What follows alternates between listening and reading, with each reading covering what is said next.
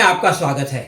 आज हम चक्रव्यूह में योगी और दुबे पर चर्चा करके ये पता लगाएंगे कि कौन किसके चक्कर में फंस गया है। योगी जी ने दिल्ली चुनाव प्रचार में कहा था, बोली से नहीं समझे तो गोली से समझा देंगे।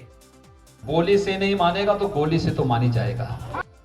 विकास दुबे ने दाबिश करने वाली पुलिस को जेसीबी खड़े करके ये संदेश दिया कि आगे ना आए। पुलिस वाले नहीं माने तो उसने मुख्यमंत्री योगी के आदेश का पालन करते हुए गोली चलवा दी। योगी जी की गलत शिक्षा की कीमत बेचारे पुलिस कर्मियों को चुकानी पड़ी। इस हमले में एक डीएसपी, 3 सब इंस्पेक्टर, 4 पुलिस वालों की मौत हो गई और 7 का इलाज चल रहा है। मृतकों के नाम इस प्रकार हैं: सीओ देवेंद्र कुमार, थाना प्रभारी महेश यादव, सब इंस्पेक्टर नेबू लाल और चौकी इंचार्ज अनूप कुमार, कांस्टेबल सुल्तान सिंह, राहुल, जितेंद्र और बबलू। इसके अलावा थाना प्रभारी कौशलेंद्र प्रताप सिंह समेत 7 पुलिस कर्मियों को गोली लगी है। आईजी मोहित अग्रवाल के अनुसार विकास दुबे के मामा ओम प्रकाश और रिश्तेदार अतुल को भी मार गिराया गया है।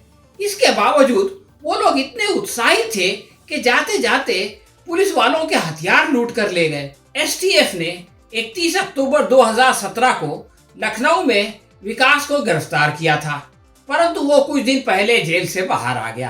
प्रश्न ये है कि कफील खान जैसे फरिश्ता सिफर डॉक्टर पर जमानत मिलते ही रासुका लगाने वाला योगी प्रशासन दुबे के मामले में क्यों चूक गया?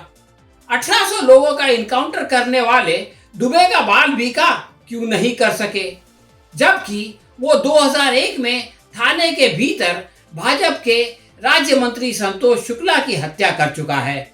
उस पर थाने में घुसकर पुलिस कर्मियों समेत कई लोगों की हत्या का आरोप है। विकास पर 60 से ज्यादा मामले दर्ज हैं। इसके बावजूद वो आजाद हो जाता है और इतना बड़ा कांड कर देता है। ये योगी प्रशासन के माथे पर एक कलंक से कम नहीं है। इस घटना के बाद लोग अपेक्षा कर रहे थे कि योगी जी खूब गरजेंगे, परंतु उन्होंने भी मोदी जी के समान पहले शांति और सद्भावना का संदेश दिया और विकास दुबे का नाम लेने का साहस तक नहीं किया। एसटीएफ और बॉर्डर सील वगैरह करने की बातें तो मामूली हैं, लेकिन मृतकों को श्रद्धांजलि देते वक्त कहा कि जब तक विकास दुबे को पकड़ा नहीं जाता या उसका इनकाउंटर नहीं हो जाता, पुलिस के उच्च अधिकारी कानपुर में ही रहेंगे। बीजेपी का अजीब मामला है कि वो दाऊद इब्राहिम को पाकिस्तान से लाने का प्रयास करती है, छोटा राजन को सिंगापुर से लाकर तिहाड़ जेल में डाल देती है, मगर विकास दुबे जैसे लोगों को गिरफ्तार करके सजा नहीं दिलवा पाती। आप सोच रहे होंगे कि आखिर ये विकास दुबे कौन सा 30 मार खान है, तो आइए उसका परिचय सुनिए। फेसबुक पर उसका नाम ब्राह्मण शिरोमणि पंडित विकास दुबे लिखा है। जिस लोकतंत्र पर हमें गर्व है कि उसने हमें मोदी और योगी जैसे महान लोकप्रिय नेता दिए, उसी ने जेल में रहने के बावजूद शिवराजपुर से दुबे को नगर पंचायत में चुनाव जिता दिया।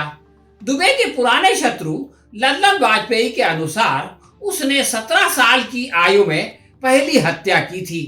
1991 में उसने अपने ही गांव के जुन्ना बाबू की जमीन पर कब्जा करने के लिए उनकी हत्या कर दी। 1993 में राम बाबू हत्याकांड और फिर सिद्धेश्वर पांडे हत्याकांड को अंजाम दिया। 2000 में उस पर जेल में बैठे बैठे राम बाबू हत्याकांड की साजिश करने का आरोप भी लगा। 2001 में दुबे ने राज्य मंत्री संतोष शुक्ला को थाने के अंदर गोली मारकर हिलाक कर दिया।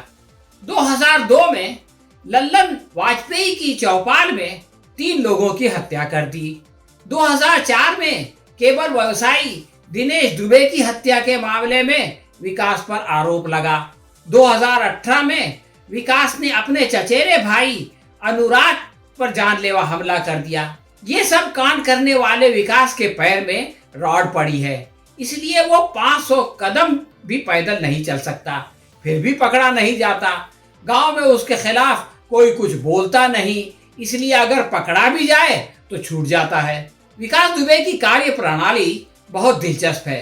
विकास हमेशा अपने साथ 20-25 लड़कों का जत्था लेकर चलता है। पिछले 15 साल से उसके घर में प्रभारी रही है। वो गांव वालों को सरकारी योजना से रुपए पैसे दिलवाता है।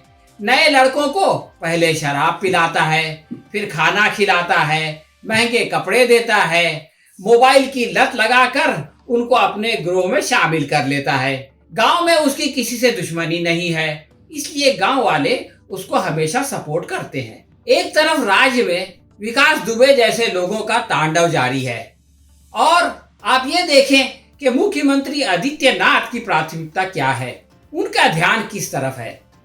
इसका एक उदाहरण ये है कि सीएए के विरुद्ध आंदोलन करने वालों के खिलाफ वो उपद्रव का इल्जाम लगा रहे हैं। 19 और 20 दिसंबर को लखनऊ में जो तोड़फोड़ हुई थी उसके लिए उन्होंने 57 लोगों पर आरोप लगाए हैं और उनसे 1,55,00,000 की वसूली का आदेश जारी कर दिया है। गुरुवार को 3 और मंगलवार को 2 आरोपियों की संपत्ति कुर्क कर ली गई है। 16 जुलाई को इन संपत्तियों की नीलामी होगी और इससे सार्वजनिक संपत्ति के नुकसान की भरपाई होगी। सवाल ये है कि ये जो पुलिसकर्मी है जिनको 1-1 करोड़ रुपया दिया जा रहा है, ये 8 करोड़ रुपए का जो नुकसान होगा इसकी पूर्ति कैसे होगी। अगर आदित्यनाथ दुबे से ये पैसे वसूल कर लेते और उसको जेल में डाल देते तो आज इन पुलिस कर्मियों पर यह मुसीबत ही नहीं आती। आपने देखा कि प्रशासन को किस काम में व्यस्त कर दिया गया है। वो उन 57 लोगों के पीछे पड़े हैं जिनका कि मैंने अभी आपको जिक्र किया और उनके बारे में उनका कहना है कि उन सब पर दोष साबित हो गया है। इनमें से एक नफीस अहमद है जिसकी एक वेल्डिंग की दुकान है, उसको बंद कर दिया गया। इसी तरह से धर्मवीर सिंह भी है जिनका एक फैशन स्टोर है, उसको भी कुर्क कर लिया गया। और बांसमंडी की माहेनूर चौधरी है, उसकी प्रॉपर्टी भी कुर्क कर ली गई। तो जब सरकार की प्राथमिकताएं बदल जाएंगी, जब वो समाज के गुंडा अनासिर को छोड़कर अपने खिलाफ शांतिपूर्ण प्रदर्शन करने वालों के पीछे पड़ जाएंगे, तो फिर समाज में शांति कैसे स्थापित होगी? फिर उनके हौसले क्यों नहीं बुलंद होंगे? फिर वो पुलिस वालों पर क्यों नहीं हमला करेंगे? इन सवालों पर हम सबको विचार करना चाहिए और प्रशासन को भी विचार करना चाहिए। तो दोस्तों, ये थी हमारी आज की समीक्षा।